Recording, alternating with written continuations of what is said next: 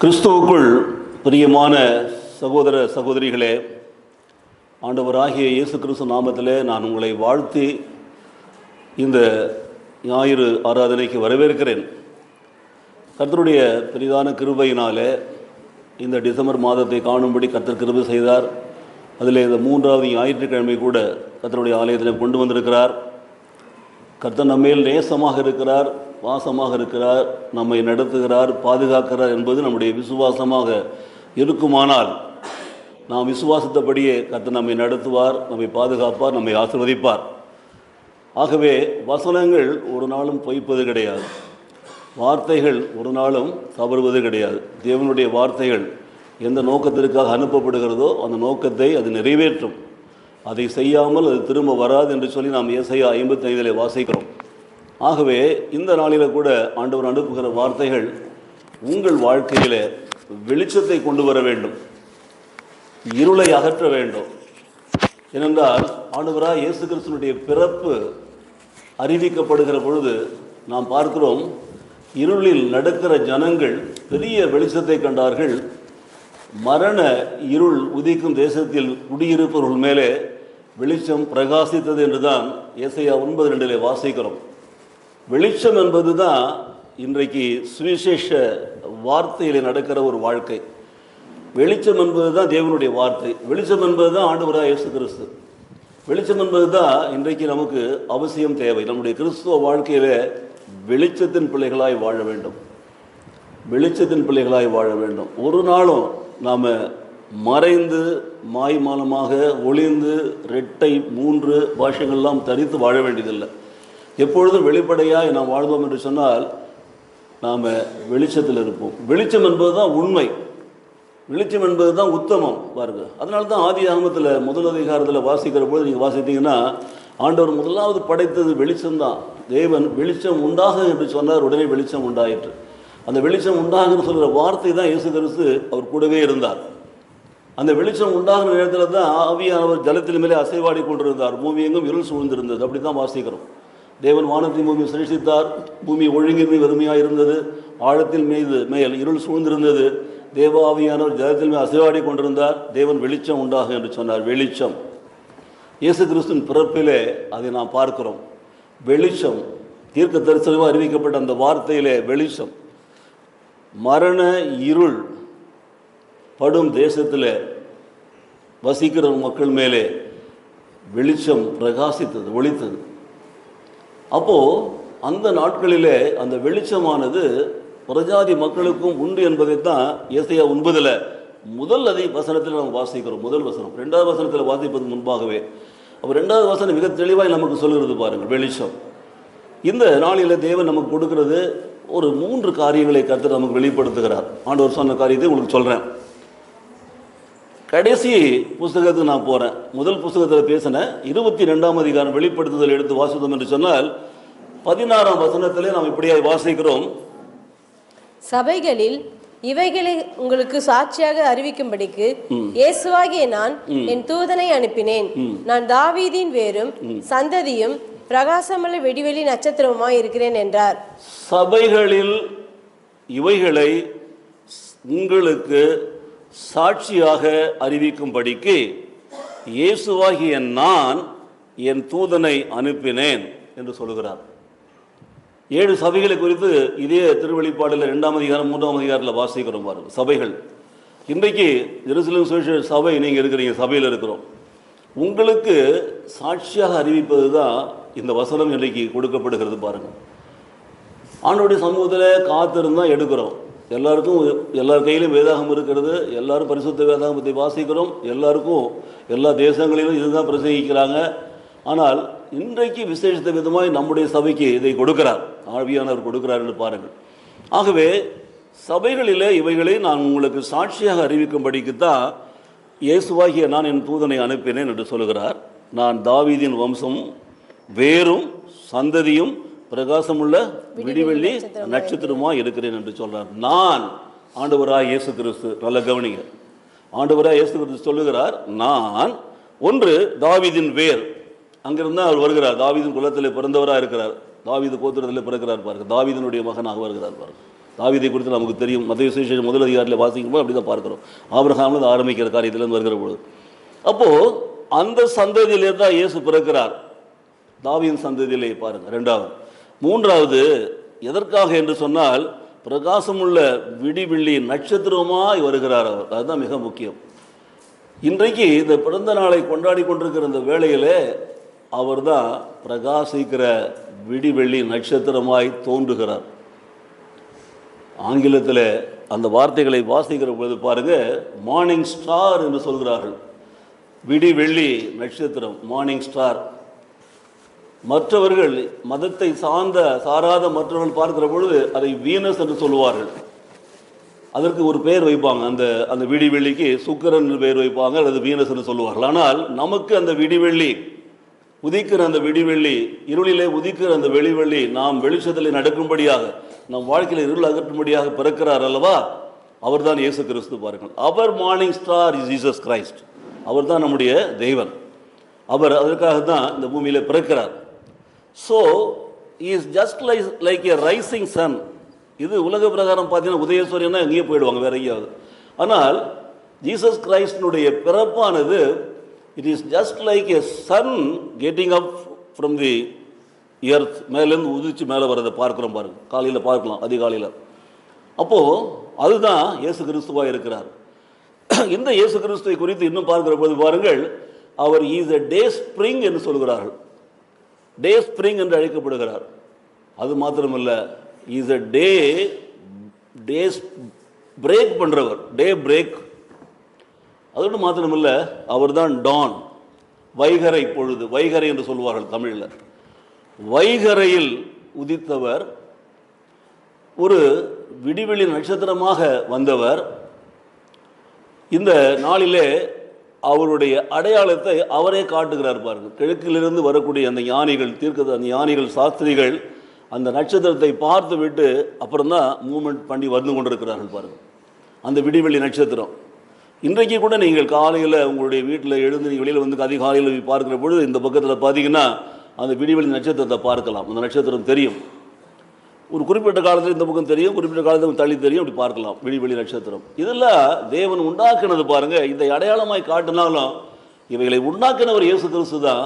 அவரே விடிவெளி நட்சத்திரமாக வருகிறார் பாருங்கள்.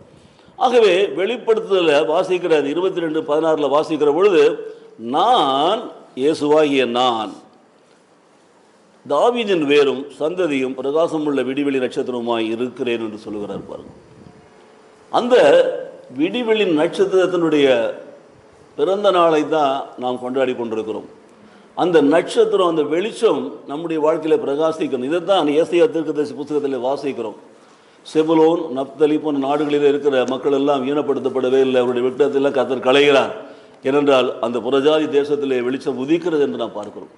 அந்த வெளிச்சம் தான் இந்தியாவில் வந்து உதித்தது. அதுதான் நம்முடைய நாட்டில் ஒழித்து இன்றைக்கு நம் மக்கள் அநேக ஆண்டவரை ஏற்றுக்கொண்டிருக்கிறாங்க பாருங்கள். அந்த வெளிச்சம் எல்லாருக்கும் ஒரு பொதுவான வெளிச்சமாக இருக்கிறது, அவர் அனுப்புகிறார். இந்த தீர்க்க தரிசனமாய் சொல்லப்பட்டிருக்கிற காரியங்களிலே பார்க்கிற பொழுது, இன்னும் சொல்ல போகிறேன். ஏசாயா தீர்க்கதரிசி புத்தகத்தை சொன்ன ஆதியாகமத்தில் பார்த்தோம். புதிய ஏற்பாட்டில் பேதுரு எழுதுகிறார், 2 பேதுரு 1:19 எழுதுகிறார், அதிக உறுதியான தீர்க்க தரிசனமும் நமக்கு உண்டு. பொழுது விடிந்து விடிவெள்ளி உங்கள் இருதயங்களிலே உதிக்கும் அளவும் இருளுள்ள ஸ்தலத்தில் பிரகாசிக்கிற விளக்கை போல் அவ்வசனத்தை கவனித்திருப்பது நலமாயிருக்கும். வசனம் தான் வெளிச்சம், தீர்க்க தரிசன வசனம் தான் வெளிச்சம். ஆகவே அந்த விடிவெள்ளியானது நம்முடைய உள்ளங்களில் உதிக்கும் அளவு நாம் அதை ஏற்றுக்கொள்ள வேண்டும். நமக்குள்ளே விடிவெளி நட்சத்திரம் தோன்ற வேண்டும். நமக்குள்ளிருந்து விடிவெளி நட்சத்திரம் பிரகாசிக்க வேண்டும். நமக்குள்ளே அந்த சூரியன் உதிப்பது போல நாம் உதித்து மேலே எழும்பி வர வேண்டும். அந்த வெளிச்சம் வரும் என்று சொன்னார். அதுவும் அளவும் இருளுள்ள ஸ்தலத்தில் பிரகாசிக்கிற விளக்கை போன்ற வசனத்தை கவனித்திருப்பது நலமாக இருக்கும். நீதிமொழிகள் புஸ்தகத்தில் 6ஆம் அதிகாரத்தில் 23ஆம் வசனத்தை வாசிச்சு பாருங்க, வாசிங்க. அதில் இல்லை, கட்டளையே விளக்கு, வேதமே வெளிச்சம், போதக சிக்ஷையே ஜீவ வழி என்று இருக்கும். வாசிக்கிறீங்களா? கட்டளையே விளக்கு, கட்டளையே விளக்கு, வேதமே வெளிச்சம், போதக சிக்ஷையே ஜீவ வழி. இந்த வேத வார்த்தை வெளிச்சம். இந்த வெளிச்சம் வேத வார்த்தை. அவர் தான் நான் தான் சத்தியம். சத்தியமா என்னன்னு கேட்குறான் ஏரோது. சத்தியம் நான் தான் சத்தியம் சொல்கிறார். நானே வழியும் சத்தியம் ஜீவனமாக இருக்குன்னு சொல்கிறார். வெளிச்சம் வசனம். அந்த வசனம் வருகிற பொழுது இருள் விலக வேண்டும், உள்ளத்தில் இருக்கிற இருள் போக வேண்டும். பாவ இருள், மற்ற எல்லா விதமான விக்கிரகாராதனை இருள், இன்னும் பண ஆசை இருள், ஆடை அலங்காரத்தில் இருள், பேசித்தனமான இருள், என்னென்ன இருக்கிறதோ எல்லாம் விலகி போக வேண்டும். அப்போது அந்த தாவீதின் வேர் சந்ததி பிரகாசமுள்ள விடிவெளி நட்சத்திரம் நம்முடைய உள்ளங்களிலே உதிக்கும் அளவும் இருளுள்ள ஸ்தலத்திலே பிரகாசிக்கிற விளக்கை போன்ற அந்த வசனத்தை கவனித்திருப்பது நலமாயிருக்கும். அந்த வசனம்தான் நாம் கவனிக்க வேண்டியது. அதுதான் ஆண்டவருடைய வார்த்தை. அந்த வார்த்தை தான் மனு உருவானார். யோவான் சுவிசேஷம் 1:14 வாசிக்கிறோம். வாக்கு மனு உருவானார். அந்த வார்த்தையை கவனிக்கணும், வசனத்தை கவனிக்கணும். 119 சங்கீதத்தில் 105 வசனத்தை வாசிங்கன்னா 105 உங்களுடைய வசனம் என் கால்களுக்கு தீபம், என் பாதைக்கு வெளிச்சமா இருக்குதுன்னு சொல்லி எழுதி வச்சிருக்கிறாங்க. உன்னுடைய வசனம் என் கால்களுக்கு தீபம், என் பாதைக்கு வெளிச்சம். தீபம், வெளிச்சம் எல்லாம் வார்த்தை தான், ஆண்டவருடைய வார்த்தை தான்.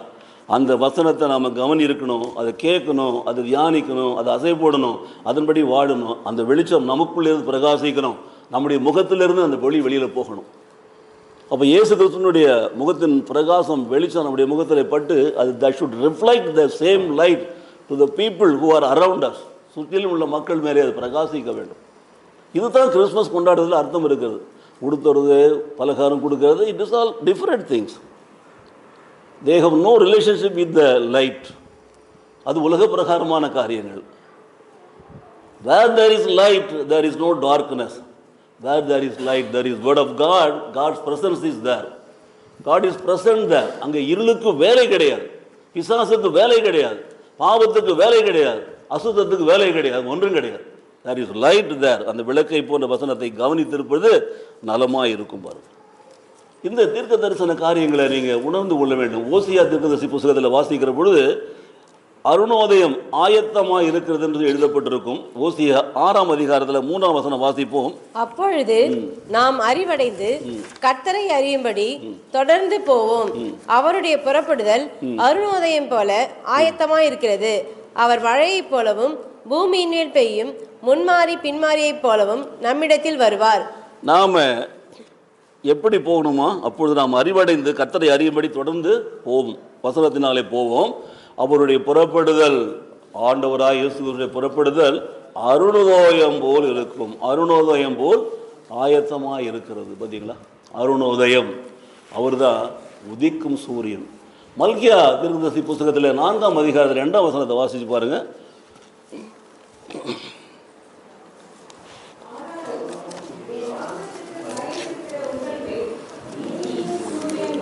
நீதியின் சூரியன் உதிக்கும், செட்டைகளின் கீழே ஆரோக்கியம் இருக்கும், கொழுத்த கன்றுகளைப் போல வளருவீர்கள். இந்த அருணோதயம் உங்கள் வாழ்க்கையிலே, உங்கள் உள்ளத்திலே உதிக்கிற பொழுது, அந்த சூரியன் உதிக்கிற பொழுது, அந்த விடிவெளி நட்சத்திரம் உதிக்கிற பொழுது, அந்த இயேசு கிறிஸ்துவின் வெளிச்சம் படுகிற பொழுது கொழுத்த கன்றுகளைப் போல வளருவீர்களாம். பார்த்தீங்களா? அதுதான் தேவனுடைய ஆசீர்வாதம். இன்றைக்கு இந்த பண்டிகை நாட்களிலே நமக்குள்ளே அந்த வெளிச்சம் வர வேண்டும் என்பது தான் நம்முடைய வாஞ்சையாக இருக்க வேண்டும். பாருங்கள், ஆகவே அது ஆயத்தமாக இருக்கிறது. ஏன் ஆயத்தமாக இருக்கிறது? அந்த புறப்படுதல், அந்த ஆயத்தம் நமக்குள்ளே வந்து நம்மை ஆயத்தப்படுத்தி, நமக்குள்ளே அது உதித்து, அது பிரகாசித்து எழுந்து நம் வாழ்க்கையிலே அது மழையைப் போலவும் பூமியின் மேல் பெய்யும் முன்மாறி பின்மாறியைப் போலவும் நம்மிடத்திலே அது வர வேண்டும். ஒரு செழிப்பை உண்டாக்க வேண்டும், ஒரு செழிப்பை உண்டாக்க வேண்டும். பிரியமானவர்களே, கிறிஸ்துமஸ் பண்டிகை என்பது அதுதான். உணர்ந்து கொள்ளுங்கள், அந்த அருணோதயம் இன்றைக்கு உங்களுடைய உள்ளத்திலே உதித்திருக்கிறதா? அந்த அருணோதயம் உங்கள் உள்ளத்திலே நீங்கள் ஆயத்தமாக இருக்கிறீர்களா அதை ஏற்றுக்கொள்வதற்கு? அதுதான் இந்த பண்டிகை நாட்களில் கவனிக்க வேண்டிய ஒரு காரியம். ஆகவே இந்த அருணோதயம் என்ற அந்த வார்த்தையை நீங்கள் பார்க்கிற பொழுது, அந்த வார்த்தை மறுபடியும் எங்கே வருகிறது என்று பார்த்தீங்கன்னா, லூக்கா சுவிசேஷம் 1 அதிகாரத்தில் எடுத்து வாசிக்கிற பொழுது 78, 79 வசனத்தில் இப்படியா எழுதப்பட்டிருக்கும். அந்தகாரத்திலும் மரண இருளிலும் உட்கார்ந்து இருக்கிறவர்களுக்கு வெளிச்சம் தரவும், நம்முடைய கால்களை சமாதானத்தின் வழியிலே நடத்தவும், நம்முடைய கால்களை சமாதானத்தின் வழியிலே நடத்தவும், அவ்விரக்கத்தினாலே உன்னதத்திலிருந்து தோன்றிய அருணோதயம் நம்மை சந்தித்திருக்கிறது என்றான். பார்த்தீங்களா? அருணோதயம் ஆயத்தமாக இருக்கிறது, அருணோதயம் நம் சந்தித்திருக்கிறது. இது சகரியாவின் பாடல். சகரியாவின் பாடல் வேத புஸ்தகத்தில் நம்ம நிறைய பாடல்கள் படிக்க முடியும். ஆரம்ப காலத்தில் இருந்தே, மோசே காலத்தில் இருந்து மரியாளின் மிரியாள் பாடல் அதெல்லாம் பார்க்க முடியும். புதிய ஏற்பாடில் மரியாளின் பாடல், பழைய ஏற்பாடு அன்னாளின் பாடல், சகரியாவின் பாடல், நிறைய பாடல்களை பார்க்கலாம். இந்த பாடலில் அது வருகிறது. சகரியா பாடுகிறதுல தூதனை அனுப்புகிறது என்பது தான் அந்த யோவான் ஸ்நானகன்.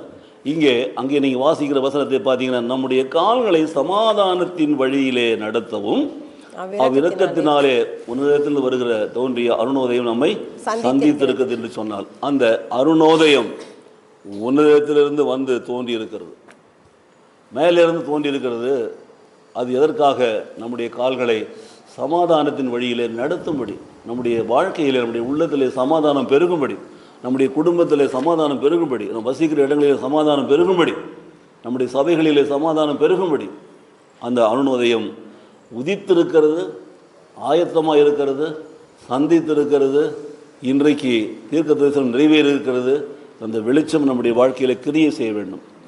ஆங்கிலத்தில் வாசிக்கிற பொழுது மிக அழகாக இருக்கு. ஐ Jesus have sent my angel to testify to you these things in the churches என்று ஆண்டவரே சொல்றார் பாருங்க. I am the root and the offspring என்று அழைக்கப்படுகிறது பாருங்க. ஆஃப்ஸ்பிரிங், டே ஸ்பிரிங் போய் இப்போ offspring of David, the bright and morning star. Bright star, morning star. It is called dawn, வைகரை. டே ஸ்ப்ரிங், இப்படிலாம் சொல்லுங்க. டே பிரேக் பண்ணுறது, டே அதுதான் ஆரம்பிக்கிறது. வெளிச்சம் வருகிறது பாருங்க. வெளிச்சம் உண்டாயிற்று, அவர் வெளிச்சத்தையும் இருளின் தனித்தனியாக பிரிக்கிறார். வெளிச்சத்திற்கு பகல் என்று பெயரிடுகிறார், இருளுக்கு இரவு என்று பெயரிடுகிறார் பார். இருளின் பிள்ளைகளாக வாழாதபடிக்கு தேவன் அப்படிப்பட்ட காரியங்களை செய்கிறார். இன்றைக்கு நாம் இந்த வெளிச்சத்தின் ஒளியை பார்க்கிறோமா? இந்த விடிவெளி நட்சத்திரம் நம்முடைய உள்ளங்களிலே உதித்திருக்கிறதா? நம்முடைய வாழ்க்கையில் அது பிரகாசிக்கிறதா?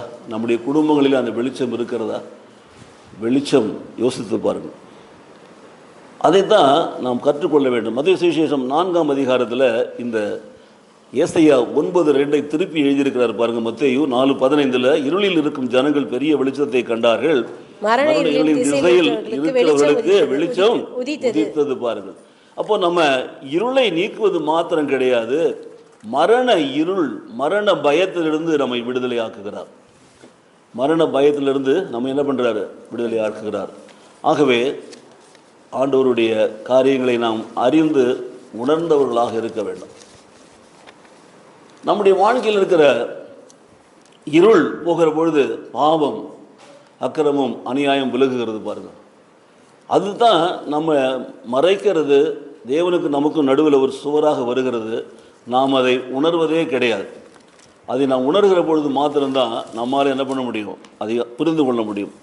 ஆகவே எனக்கு பிரியமானவர்களே, இந்த வசனத்தை நாம் திரும்ப திரும்ப வாசிக்கிற பொழுது நாம் கற்றுக்கொள்ள வேண்டிய காரியம் என்னவென்று சொன்னால், இந்த இயேசு கிறிஸ்துனுடைய பிறப்பிலே அந்த விடிவெளி நட்சத்திரத்தை நம் கண்கள் காண வேண்டும். அந்த விடிவெளி நட்சத்திரம் நமக்குள்ளே வந்து உதிக்க வேண்டும். அந்த விடிவெளி நட்சத்திரம் நம்முடைய வாழ்க்கையிலே, நம்முடைய பாதையிலே விளக்காக, வெளிச்சமாக இருக்க வேண்டும். அந்த விடிவெளி நட்சத்திரம் நம்முடைய வாழ்க்கையில் இருக்கிற எல்லா தீமையான காரியங்களிலிருந்து விலக்கி நம்மை சந்தோஷத்திலும் சமாதானத்திலும் நடத்தணும்.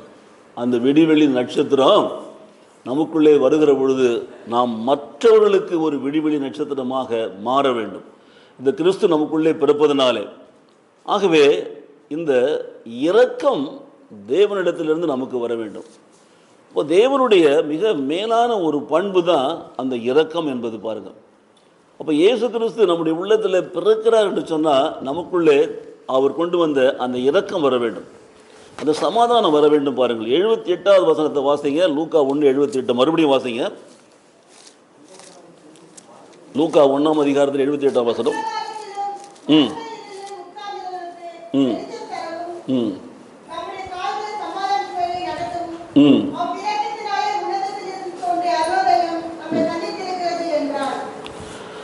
Because of the tender mercy of our God, by which the rising sun will come to us from heaven to shine upon us and to remove the darkness and the shadow of death from us.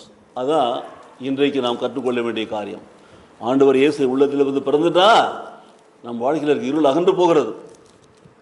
இருள் அகன்று போவதோடு மாத்திரம் இல்லாமல் நாம் மரணத்தை குறித்து பயப்பட வேண்டியதே இல்லை. எந்த நேரத்தில் மரணம் வந்தாலும் நாம் தேவனோடு இருப்போம். ஏனென்றால் இருள் நீங்கின பிற்பாடு, ரட்சிப்பின் நன்மைகளை பெற்றுக்கொண்ட பிற்பாடு, மூழ்கி ஞானஸ்தானம் எடுத்து கர்த்தருடைய பந்திலே அமர்ந்தெல்லாம் அந்த பாக்கியத்தை பெற்றுக்கொண்ட பிற்பாடு நாம் நித்திய ஜீவனை இந்த பூமியிலே பெற்று கொண்டிருக்கிறோம் என்ற உணர்வில் வாழ்கிற பொழுது இந்த பூமியில் வரக்கூடிய மரணம் வெறும் சரீர மரணமாகி மாத்திரம்தான் இருக்கும். அது நம்மை பாதிக்கவே பாதிக்காது. அந்த மரண பயத்திலிருந்து இந்த விடிவெளி நட்சத்திரம் நம்மை விடுதலை ஆக்குகிறது. மரண பயத்திலிருந்து நம்ம விடுதலை ஆக்குகிறது. நம்முடைய உள்ளத்தில் சமாதானத்தை ஊற்றுகிறது. நம்முடைய கால்களிலே சமாதானத்தை தருகிறது. நம் சமாதானத்தின் பாதையை நடக்க முடிகிறது. அந்த விடிவெளி நட்சத்திரம் நமக்குள்ளே வருகிற பொழுது நாம் அனைவரோடு கூட இரக்கம் உள்ளவர்களாக வாழ்ந்து தேவன் நமக்கு கொடுத்த வெளிச்சத்தை பகிர்ந்து கொள்ள முடிகிறது. நாமெல்லாம் பிரகாசின் சுடர்களாய் மாற வேண்டும் என்பதுதான் தேவனுடைய சித்தம். மத்தேயு சுவிசேஷம் 5ஆம் அதிகாரத்தில் வாசிக்கிறோம், நீங்கள் உலகத்திற்கு ஒளியாக இருக்கீர்கள் சொல்லியிருக்கார் ஆண்டவர். நீங்கள் உலகத்திற்கு ஒளியாக இருந்தால் மலை மேல் உள்ள பட்டணம் மறைவாக இருக்காது. குன்றில் மேல் ஏற்றப்பட்ட விளக்கு மறைவாக இருக்காது. யாரும் விளக்கை கொளுத்து மரக்காலை கீழே உள்ள வைக்க மாட்டாங்க, மரக்காலின் மேலே தான் வைப்பாங்க, அனைவருக்கும் பிரகாசிக்கும்படி. நீங்கள் இயேசு கிறிஸ்துவை ஏற்றுக்கொண்டது உண்மையானால், அந்த இயேசு கிறிஸ்து உங்களுக்குள்ளே வாசமாக இருப்பது உண்மையானால், உங்கள் வாழ்க்கையிலே அந்த பரிசுத்தம் வெளிப்பட வேண்டும், அந்த வெளிச்சம் பிரகாசிக்க வேண்டும், அந்த இயேசுவின் குணங்கள் காணப்பட வேண்டும். அதுதான் வெளிக்கு எருகிற பொழுது விளக்கிலிருந்து வரக்கூடிய வெளிச்சத்திலே காண வேண்டிய காட்சிகள். ஆனால் நாம் இயேசுவை ஏற்றுக்கொண்டோம், ஞானஸ்தானம் எடுத்துட்டோம், பந்தியில் பங்கேற்க சபையில் இருக்கிறோம், அல்லேலூயா ஸ்தோத்திரம் ஸ்தோத்திரம் ஸ்தோத்திரம்லாம் சொல்லிக்கிட்டு பொய்யும் பித்தலாட்டம் பேசி நாம் வாழ்ந்தோம் என்று சொன்னால் நாம் இருளிலே நடக்கிறோம் பாருங்க. இன்னும் வெளிச்சத்தை காணவே இல்லை. அந்த அருணோதயம் நம்முடைய வாழ்க்கையில் உதிக்கவே இல்லை. அந்த அருணோதயத்தை பெற்றுக்கொள்ள நாம் இன்னும் ஆயத்தமாகவே இல்லை. 2000 வருஷமான 2040 வருஷமான எத்தனை கிறிஸ்மஸ் வந்தாலும் we don't prepare ourselves to receive that light. We are not prepared to accept the rising star, morning star, rising sun. The sun நாம் பார்க்கிற பொழுது இங்கேருந்து உதிக்கிற மாதிரி இருக்கிறது. பட் த மார்னிங் ஸ்டார் உதிக்கிற பொழுது உலகத்தில் வரக்கூடிய உதயமாக இருக்கிறது. அந்த உதயம் உள்ளத்தில் வருகிற பொழுது பாருங்கள், நாமெல்லாம் ஒளியின் பிள்ளைகளாக இருப்போம். ஹல்லேலூயா. விசுவாசிக்கிறீங்களா? இந்த சத்தியத்தை நாம் புரிந்து கொண்டோம் என்று சொன்னால் நம்முடைய வாழ்க்கையில் நமக்குள்ளே இருக்கிற மேட்டிமைகள் எல்லாம் ஓடி போயிடும். இந்த சத்தியத்தை புரிந்து கொண்டால் நாம் அனைவரோடும் சமாதானமாக வாழ நம்மை அர்ப்பணிப்போம், உண்மை உள்ளவர்களாக இருப்போம். நம்முடைய வாழ்க்கையில் இரட்டை வேஷம், இரட்டை நாக்கு, இரட்டை வாழ்வு வராது பாருங்கள். இருமனம் இருக்கக்கூடாது, இரு வாழ்வு இருக்கக்கூடாது, இரு விசுவாசம் இருக்கக்கூடாது, இரு சபைகள் இருக்கக்கூடாது. அதுதான் மிக முக்கியம். இரு கொள்கைகள் இருக்கக்கூடாது. அப்போது நம்ம பிதா குமாரன் பரிசுத்தாவை ஆசீர்வதிக்கிறோம், ஆராதிக்கிறோம் என்று சொன்னால் அந்த ஃபெய்த்தில் தான் நம்ம வளரணும். We should not go purely as Pentecostal. We should not go as Jehovah Witnesses. We should not go Messiah alone. போகவே கூடாது. Our faith is entirely different. But when we go there and we do something there, means we are totally against the doctrine of Trinity, faith in Trinity. Then what is the use of being in a church and saying that we are Christians? எனக்கு பிரியமானவர்களே, பச்சை வந்திகள் தான் அப்படி இருக்கும். இருக்கிற இடத்துக்கு தான் அந்த மாதிரி நிறம் மாறிடும். அது எங்கெங்கே இருக்குதோ அது மாதிரி மாறிடும். அவிசுவாசிகள் அவிசுவாசியாக இருக்கும், பாவிகளுக்கு பாவியாக இருக்கும், திருடனுக்கு திருடனாக இருக்கும், ஏமாற்றினா இருக்கும். ஒளியில் இருந்தால் அப்படி இருக்கவே முடியாது. They cannot live in darkness. When they are in light, they are living people. பாருங்கள், அதுதான் ஜீவ வழியை அறிந்தவர்கள். எனக்கு உணர்த்தப்பட்டது, இன்றைக்கி காலையில் கூட உணர்த்தப்பட்டது பாருங்கள். கட்டளையே விளக்கு, வேதமே வெளிச்சம், போதக சிக்ஷையே ஜீவ வழி. இன்றைக்கு இவைகளெல்லாம் நம்ம அவாய்ட் பண்ணணும்னா there is no light in our life, there is no Christ in our life.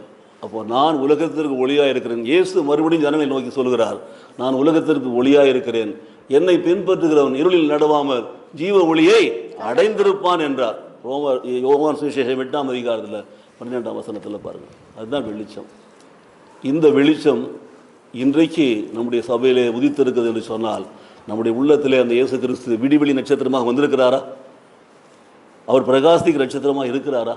யோசித்து பாருங்கள் தயவு செய்து. உங்களுடைய வாழ்க்கையினுடைய ஸ்டைலை மாற்றிக்கிங்க. If Christ is in your heart, he is the morning star, and when he returns he will shine in his full glory. Until that day we have to believe in the scripture. Scripture is our light. வேதம் தான் நமக்கு வெளிச்சம். பார்த்தீங்களா? இயேசு மறுபடியும் வருவன் சொல்லிட்டு போயிருக்கார். வருவார். அவர் வரும் வரையிலே நாம் அந்த வெளிச்சத்தின் பிள்ளைகளாய் வாழ வேண்டும் என்று சொன்னால், we have a light, we have a torch, we have a light, morning candle. அதுதான் scripture. That light will lead us, because that light is illuminated by the Holy Spirit. பரிசுத்த ஆவியானவர் தான் விளக்கை ஏற்றுகிறார்.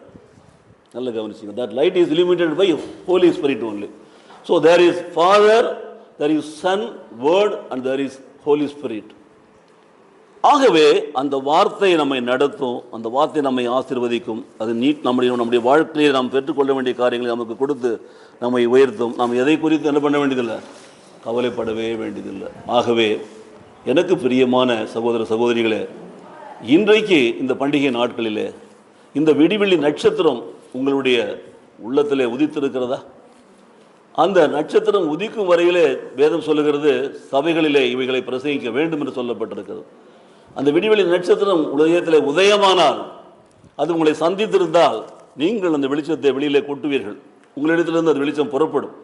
அநேகருடைய வாழ்க்கையிலே அந்த வெளிச்சம் பிரகாசிக்கும். நீங்கள் ஒளி ஏற்றுவீர்கள். நீங்கள் ஒளியின் பிள்ளைகளாக நடப்பதோடு மாத்திரமில்லாமல் அநேகரை ஒளிக்குள்ளே கொண்டு வருவீர்கள்.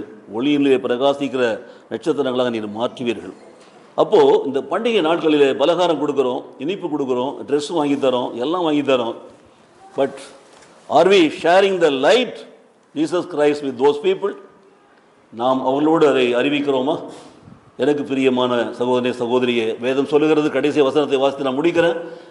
எபேசியர் 5ஆம் அதிகாரம் 14ஆம் வசனத்தில், ஆதலால் தூங்குகிற நீ விழித்து மரித்தோரை விட்டு எழுந்தது, அப்பொழுது கிறிஸ்துவனை என்ன பண்ணுறாரு, பிரகாசிப்பார் என்று சொல்லியிருக்கிறார். தூங்குகிற மாதிரி இருக்காதீங்க. அதான் சொல்கிறாங்க. நான் சொல்லுவேன், நிறைய பேர் சொல்லுவாங்க, அவர் கூப்பிடுங்க, இவர் செய்யுங்க, ஏங்க அவர் பேச மாட்டேங்கிறீங்க, அவரை கூப்பிட்டுவாங்க. தூங்குறவனை எழுப்ப முடியாது. உண்மையாக தூங்குறானா எழுப்பி விடலாம். தூங்குற மாதிரி பாசாங்கம் பண்ணுறவனை என்ன பண்ண முடியாது, எழுப்ப முடியாது. நல்லா சொல்லுது பாருங்க. இந்த கிறிஸ்துவ வாழ்க்கையில் நிறைய பேர் தூங்குற மாதிரி பாசாங்கம் பண்ணிட்டு இருக்கிறாங்க பாருங்க. அவர்களை we cannot bring them into light. They will not come. அவங்க தூங்கிற மாதிரி இருப்பான். தூங்கிடுவான். தம்பி எழுதிருப்பா, சர்ச்சைக்கு போகலாம், தூக்கம் வருது, எனக்கு முடியல. இதெல்லாம் நீங்கள் பார்க்கலாம், சோம்பேறிகளெல்லாம் வீடுகளில் பார்க்கலாம். ஆகவே வசனத்தை மறுபடியும் வாசிக்கிறேன். தூங்குகிற நீ விழித்து மரித்தோரை விட்டு எழுந்திரு. நீ உட்கார்ந்துக்கிற கூட்டம் மரித்தோர், செத்து போனவன், ஆத்மாவில் செத்து போன ஆத்மாக்கள் எல்லாமே. their souls are dead. they may live, நடக்கலாம், போகலாம், வரலாம், சரீரத்தில் நடை பிணங்களாக இருக்கலாம். but they are dead people. don't sit among with them. get away from them. எழுந்திருத்து வா, எழுந்திரு. அப்பொழுது நீ என்ன பண்ற, கிறிஸ்து உன்னை பிரகாசிப்பார் என்று சொல்லி அவர் சொல்லியிருக்கிறார். அவருடைய வெளிச்சம் உண்மையிலே உதிக்கும். உன்னிலிருந்து வெளிச்சம் புறப்பட்டு மற்றவர்களுக்கு போவோம். உன்னுடைய ஊழிய மேன்மை அடையும், கர்த்தர் நாம் மேன்மை அடையும். கர்த்தர் உங்களை ஆசீர்வதிப்பார். கண்களை மூடி ஜெபிக்கலாம். நல்ல தகப்பனே, நம்முடைய அன்பின் வார்த்தைகளுக்காக நன்றி செலுத்துகிறோம். இந்த நாளிலே அந்த விடிவெளி நட்சத்திரம் எங்கள் உள்ளத்திலே உதிக்கும்படி எங்களை நீ ஆயத்தப்படுத்தும். அவர் உதிக்கிற பொழுது அந்த வெளிச்சம் எங்கள் உள்ளத்திலே பட்டு எங்களுடைய இருளெல்லாம் அகற்றி எங்களை சுகப்படுத்தி எங்களை மரண பயத்தில் விடுவித்து எங்களை திடப்படுத்தி ஆண்டவரே மற்றவர்களுக்கு எங்களை ஒளியாய் வையும். நாங்கள் பிரகாசிக்கிற சுடர்களாக நாங்கள் இருக்கும்படி எங்களை நடத்தும். இந்த பண்டிகை நாட்களிலே நாங்கள் சந்திக்கிற மக்கள் வேலை செய்கிற இடத்துல, வாழ்கிற இடத்துல எப்படி இருந்தாலும் அவர்கள் வாழ்க்கையில் இருள் அகற்றும்படி எங்களை வெளிச்சமாக அவர்களுக்கு கொண்டு செல்வீரா. அந்த வெளிச்சத்தை நாங்கள் எல்லாரும் கூட பகிர்ந்து கொள்ளும்படி கிருபை செய்வீரா. இயேசு கிறிஸ்து நாமத்திலே பிதாவே, ஆமென். SM ரெஜிஸ், வீடு 63, அந்தோனியார் கோவில் தெரு, முத்தியால்பேட்டை, புதுச்சேரி. ஃபோன் 0413 2236 439.